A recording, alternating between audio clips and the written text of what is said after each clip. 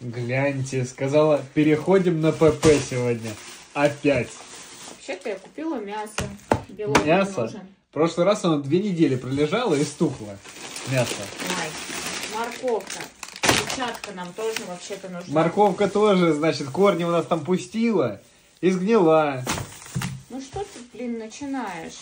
И еще греческий йогурт. Классный перекус, тоже белка много. Да, греческий йогурт тоже у нас испортился и по канализации отправился в Грецию. Пойдем пиццу закажем. Вот, сразу бы так.